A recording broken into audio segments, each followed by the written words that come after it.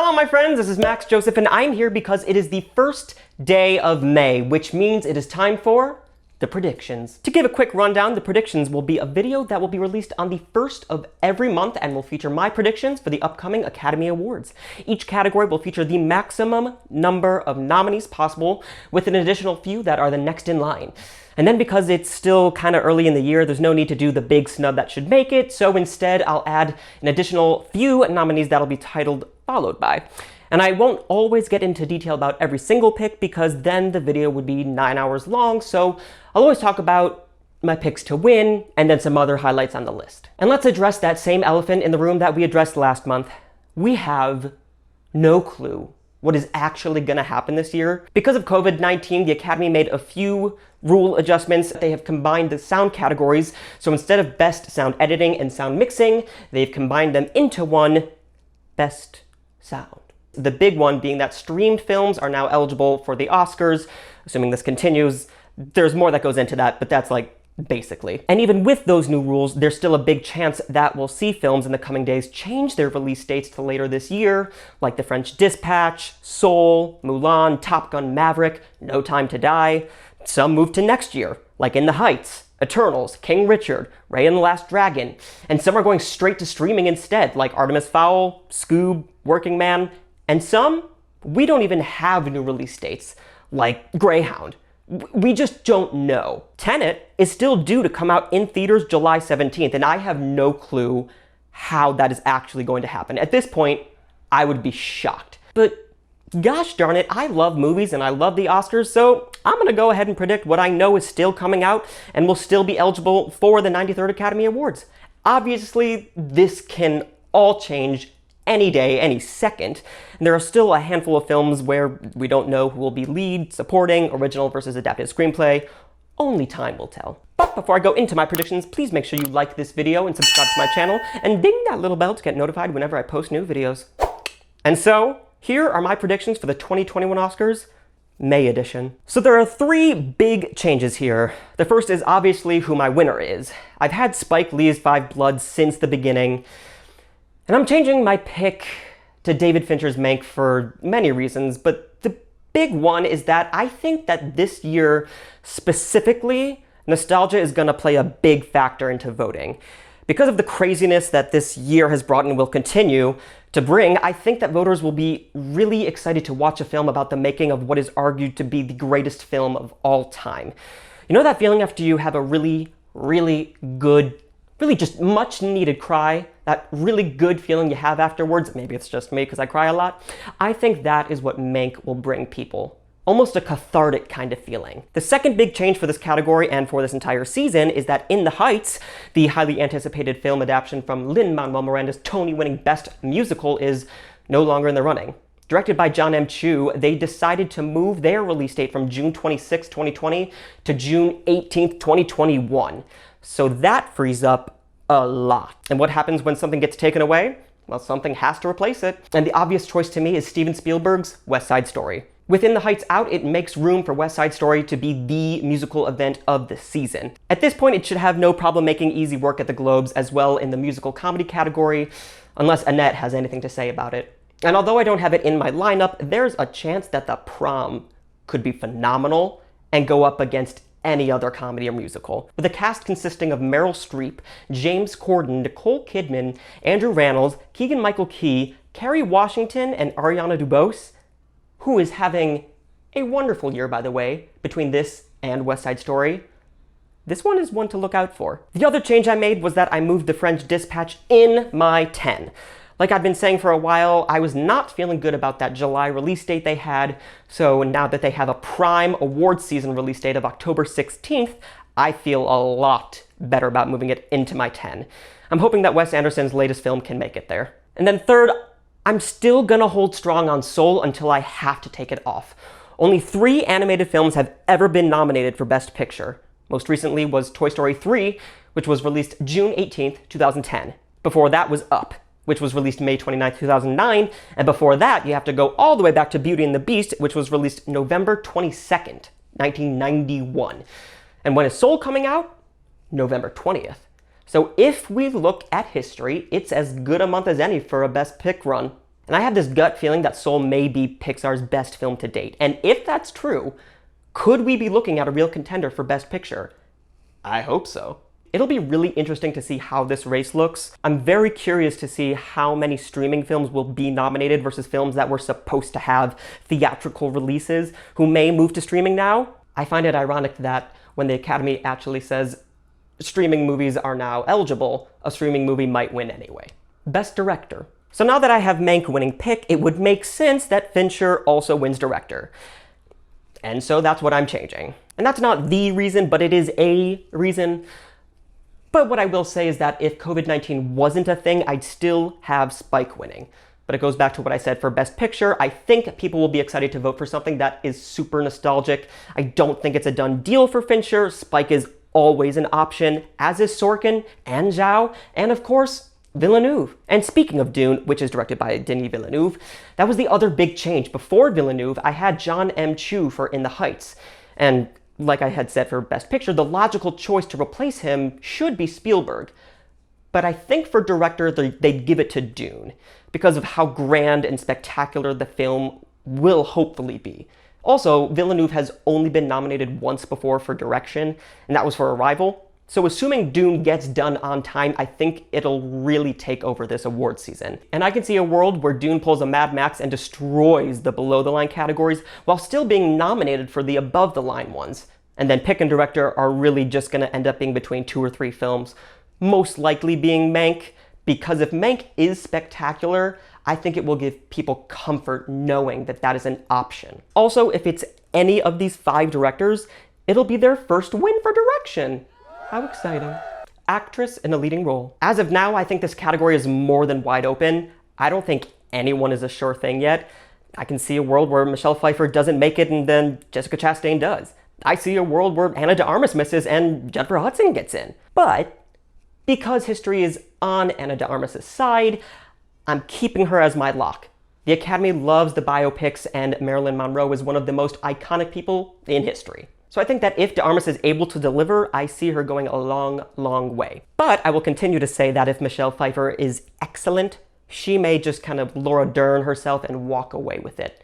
Similar situation in supporting actress, which I'll get to in a minute. There are 2 big names that should probably have an Oscar by now, and this may be the year. Actor in a leading role. This is a tough one. There's a few on here who we don't know if they'll end up being lead or supporting, and that will obviously play a huge part in getting who the 5 are.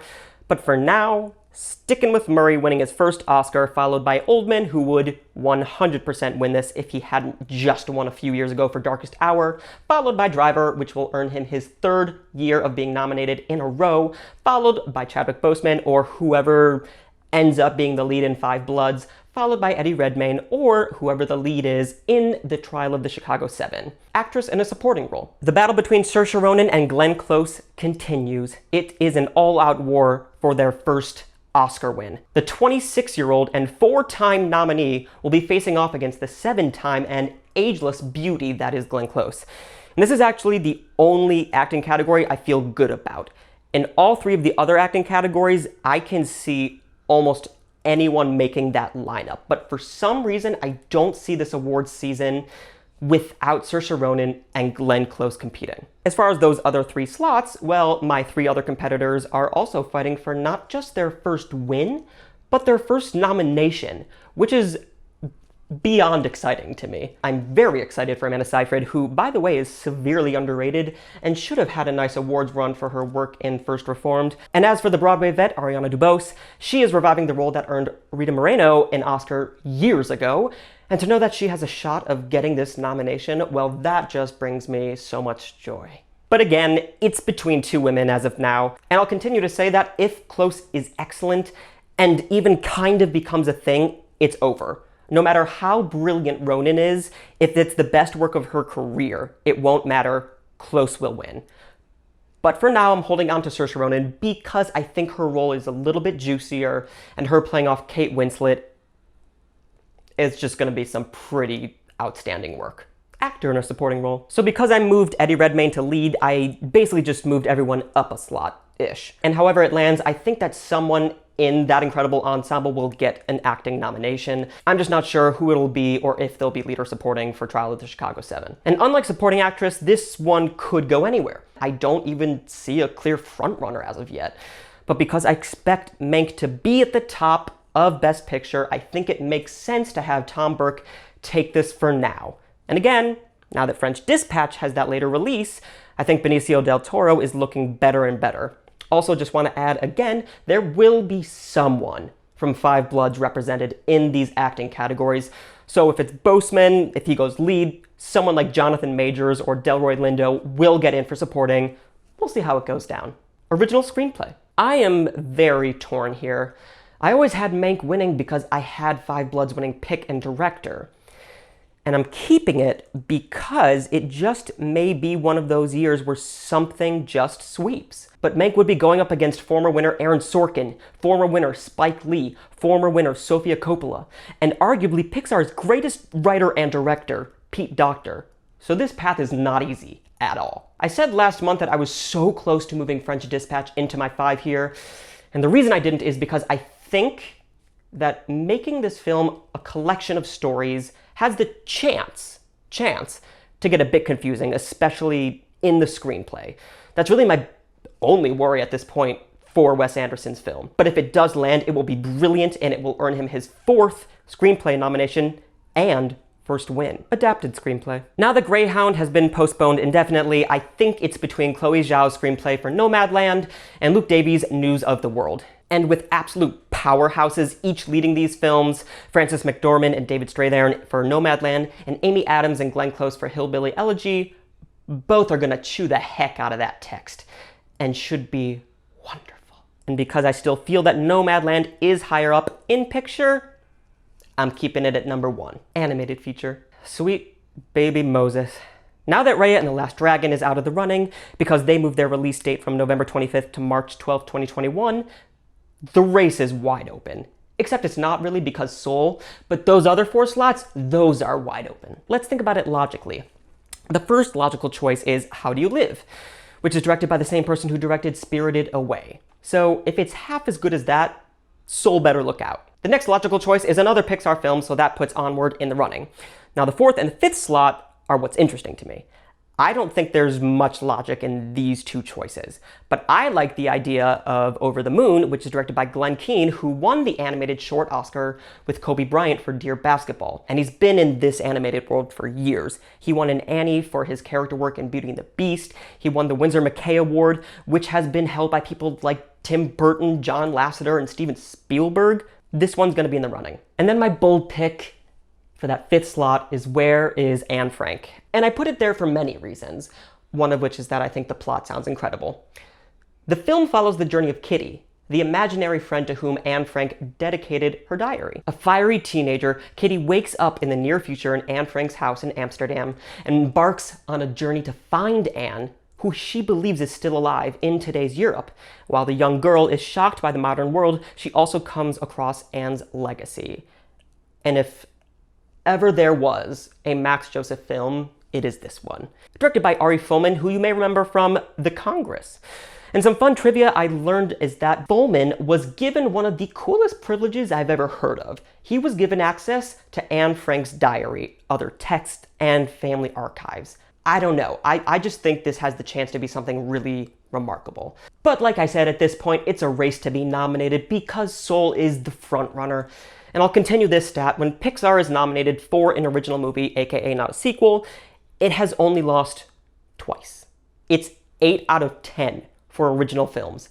The first time it lost was when the animated feature category was first introduced. Shrek beat Monsters, Inc., and then again when Cars lost to Happy Feet. Every other time, Pixar won. So I'm expecting it to continue its domination. Cinematography. Now begins Dune's run. Assuming it comes out on time, I don't see too much competition for Greg Fraser. He shouldn't have any trouble earning his first Oscar after being nominated for Lion a few years ago. Will Villeneuve give another cinematographer their first Oscar? Yeah, I think so. He gave Deakins his first for Blade Runner 2049, and I think Fraser's next. And those stills that we just got from Dune, I mean, the photography in this film, I am expecting something that we will be talking about for a long time. At this point, I think his biggest competition is also fighting for his first Oscar, Robert Yeoman for The French Dispatch. He's most known for another Wes Anderson film, The Grand Budapest Hotel, and Moonrise Kingdom. But with Dune looking the way it does, I think that it's a done deal. And I'll say it because it is a possibility. If Mank starts to win some awards before the big ones like production, costume, instead of Dune, I think Mank will move very quickly up to the top. Production design. And speaking of Mank starting to take some other categories, here's one of them. Besides being a period piece, this will be another nostalgia vote, recreating some of the production from Citizen Kane. It'll be chock full of so many moments where the audience points out the design and says, oh, that's from that part of the movie. Oh, did you see that Easter egg? So Donald Graham, I think he's gonna earn his second Oscar pretty easily. But French Dispatch and Dune are right there. I think we could begin to see a fight between these three for these awards. I'm just not sure if it's gonna split up throughout the night or if one's just gonna dominate. Costume design. Looking at those costumes and the stills that we got from Dune gave me even more confidence that it will give Jacqueline West and Bob Morgan their first Oscars. West had been nominated 3 times before this, most recently for The Revenant. It seems like it's theirs. But you know who is right behind them? Melina Canonero, who has won this award 4 times. Most recently, another Wes Anderson film, Grand Budapest Hotel. I'm also intrigued by the work Tricia Somerville will produce for Mank, because again, it's gonna be a 3-way race between Dune, French Dispatch, Mank. Film editing. One of the big nominations lies here, my friends. Statistically, you need this to be a Best Picture nominee. Since the addition of the film editing category to the Oscars in 1934, less than 15 times has a film won Best Picture without at least a film editing nomination. Is it the end-all be-all? Obviously not, but if you're predicting the Oscars, I think it'd be wise to put your frontrunners for Best Picture in this category. And all 5 of mine happen to be in the conversation for Best Picture, which wasn't on purpose, but that's just kind of how it lined up. But maybe Nolan's highly anticipated Tenet could happen. His last film, Dunkirk, won this a few years ago, and although Tenet isn't in my 10 for Best Picture, I think editing is still a very strong possibility. I'm still thinking there's going to be at least one wild card, so maybe something like Edgar Wright's Last Night in Soho. That's like the one wild card that I have for now. Makeup and hairstyling. Whoever has the best prosthetics will win this award. So taking that into consideration, will it be the Oscar frontrunner or the witches? I'm going with the Oscar frontrunner because I got that feeling they'll do some work on Gary Oldman, and it worked for Darkest Hour, and I think it'll work again. I'd love to see something like French Dispatch or West Side Story win this. Something different. Also, zero disrespect to prosthetics. I think the work is remarkable, but makeup and hairstyling is more than just that. I just don't love this pattern of awarding one kind of thing. Anyway, next category, sound. Sound, just sound. So this is arguably the most interesting category right now, and maybe even this entire season, because we can't rely on stats, we can't rely on history. Now that we have merged the sound categories into one, we don't really have much to base it on. But because I had the same winner in both categories anyway previous to the merger, this wasn't too hard to pick. I can't bet against Nolan, at least at this point. His films have either won or been nominated for these sound categories 8 times. And Nolan, he's sticking with his best and teaming up again with 4-time Oscar winner Richard King as his supervisor. He's won the award 3 times already with Nolan, and so I'm gonna predict him to earn his 4th. The only film that I moved up a lot was West Side Story. I feel like there's bound to be at least one musical in this category, and since In the Heights isn't there, West Side feels clear to me. And Spielberg has Todd Maitland mixing the film, who was most recently nominated for Joker, and Gary Rydstrom, who's already won 4 Oscars and was nominated another 10 times in his career. So they have what it takes, but I'm not sure it'll be enough to get to the top. But also, we have no clue, because now it's one award. You know what? That's kind of exciting. I'm really excited for this, and it's only May. I have so much time. Visual effects. For me, this was always between Dune and Eternals, and now that Eternals isn't coming out till 16 days before the Oscars, I'm assuming they will not be eligible for an awards run, thus giving Dune a fairly easy victory at this point. Marvel will most likely have to wait another year to try and finally earn their first Oscar in this category. To be clear, I'm happy they moved because it should be seen in theaters anyway. Unless Bios does something really like on another planet, I think that this may be one of the easiest calls of the entire season. Original score. Hans Zimmer and Denis Villeneuve working together on Dune is something I never thought would come out of my mouth hole, especially in a year where a Christopher Nolan film is an option.